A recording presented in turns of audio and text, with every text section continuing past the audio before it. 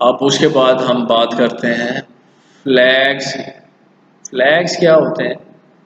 Flag register भी इनको बोलते हैं, सिंपल फ्लैग भी बोलते हैं। ये एक फ्लिप फ्लॉप है जोन सा किसी इंस्ट्रक्शन के एग्जीक्यूट होने के बाद की कोई हालत, कोई कंडीशन जो प्रोड्यूस होती है, जो उसे ज़ाहिर होती है उस इंस्ट्रक्शन के एग्जीक्यूट होने के बाद सामने आती है, उसको शो करने के लिए, इंडिकेट करने के लिए यूटिलाइज किया जाता है।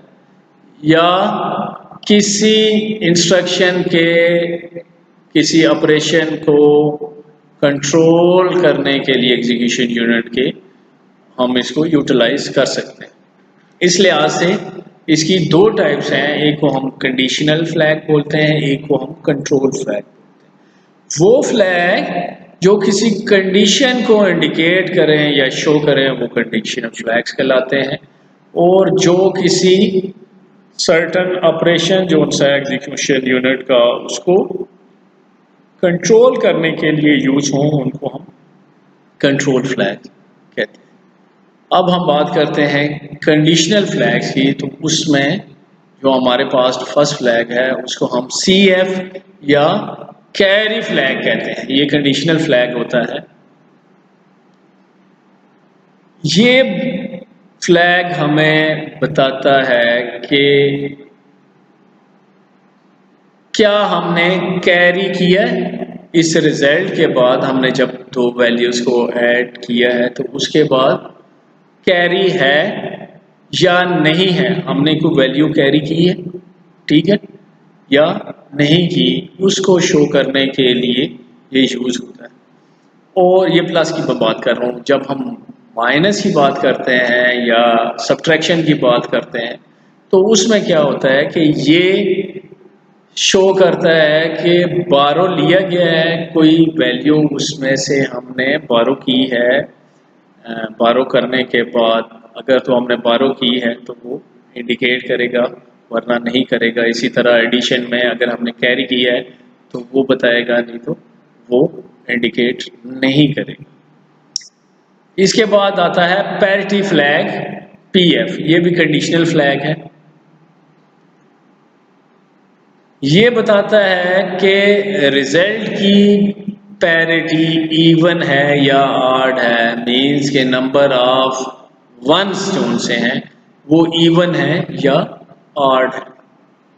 अगर तो ये देखें कि अगर 2, 4, 6, 8, 10 इस तरह की वैल्यूज़ हमारे पास आती हैं, हम उनको काउंट कर लेंगे जिस तरह ये एग्जांपल में आपको बताया गया है। इसमें इवन पैरिटी है, इसमें 4 जो उनसे नंबर ऑफ वंस जो उनसे है वो 4 है, तो ये इवन पैरिटी होगी। इसी तरह 2 हो, 6 हो, 8 एंड सो ऑन, तो ये इवन पैरिटी होगी। अब इससे नीचे अगर देखें तो नंबर ऑफ वंस जो उनसे हैं वो या 1, 3, 5, 7 एंड सो ऑन। अगर इस तरह की पैरिटी हो तो वो ऑड पैरिटी कहलाएगी। इसके बाद हमारे पास आता है जी एक्सेलरी फ्लैग या AF। ये भी कंडीशनल फ्लैग है। ये इंडिकेट करता है कि कैरी लिया गया है या नहीं, या बारो लिया गया है या नहीं। जब हम हाफ ऑफ रजिस्टर 16 बिट का रजिस्टर है तो 8 बिट्स अगर हम यूज़ करने के बाद ये हमें इंडिकेट करेगा। अगर हमने बारो लिया है तो ये इंडिकेशन देगा, या कैरी किया है तब भी इंडिकेशन देगा, वरना ये इंडिकेट नहीं करेगा।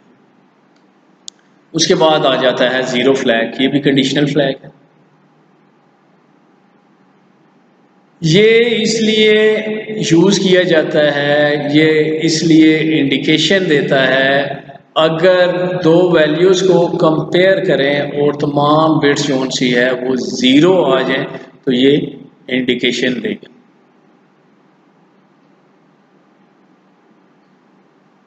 अगर दोनों डिजिट्स 1 हों तो रिजल्ट सेम जितने भी हैं उसका रिजल्ट, अगर 2 1 है तो वो 0, ठीक है। तो ये दो वैल्यूज़ को कंपेयर करने के बाद अगर वैल्यूज़ ज़ीरो हो जाएंगी सारी वैल्यूज, तो ये इंडिकेट करेगा, वरना ये इंडिकेट नहीं करेगा। इसके बाद हमारे पास आ जाता है साइन फ्लैग। ये भी एक कंडीशनल फ्लैग है।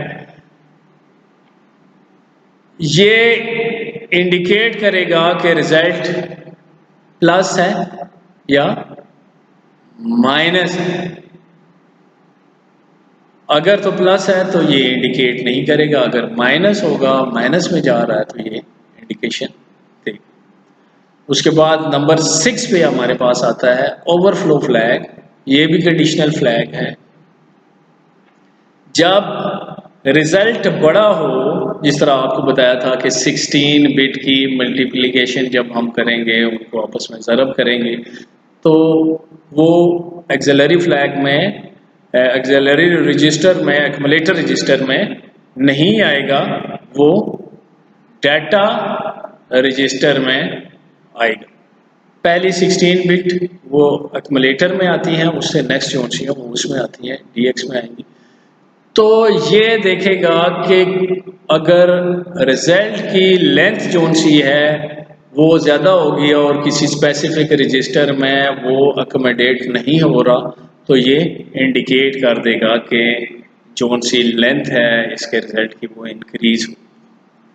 उसके बाद हमारे पास ये 6 हमारे पास कंडीशनल फ्लैग्स थे। उसके बाद हम बात करेंगे कंट्रोल फ्लैग की, जो डिफरेंट ऑपरेशंस एग्जीक्यूशन यूनिट के हैं उनको कंट्रोल कर। उसमें है जी TF, single step trap flag. अब ये क्या करता है? वैसे तो प्रोसेसर करता है कि एक इंस्ट्रक्शन एग्जीक्यूट करता है, उसके बाद दूसरी, तीसरी एंड सो ऑन, वो प्रोसेस अपना परफॉर्म करता है।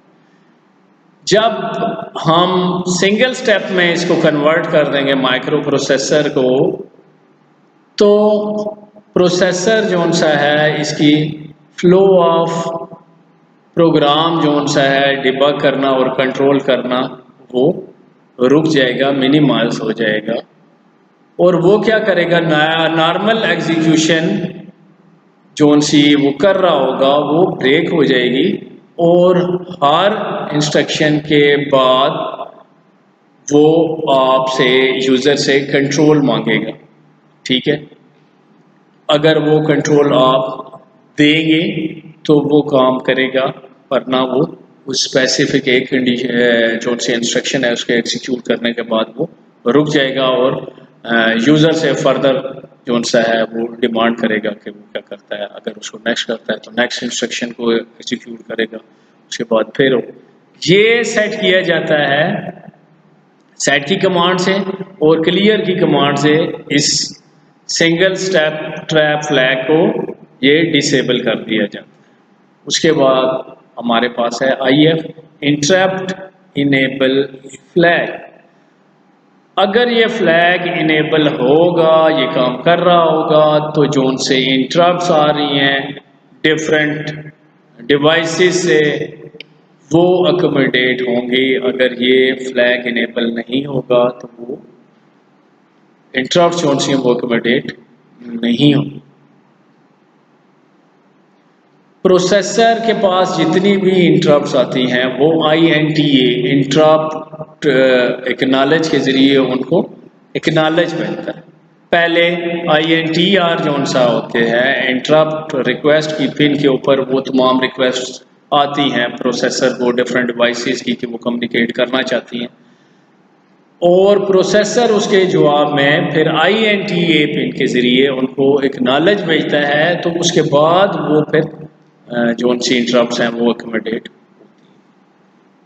उसके बाद आता है जी DF, स्ट्रिंग डायरेक्शनल फ्लैग। ये भी कंट्रोल फ्लैग है। ये इंडिकेट करेगा कि किस डायरेक्शन से जो सा स्ट्रिंग को एक्सेस किया जाना है।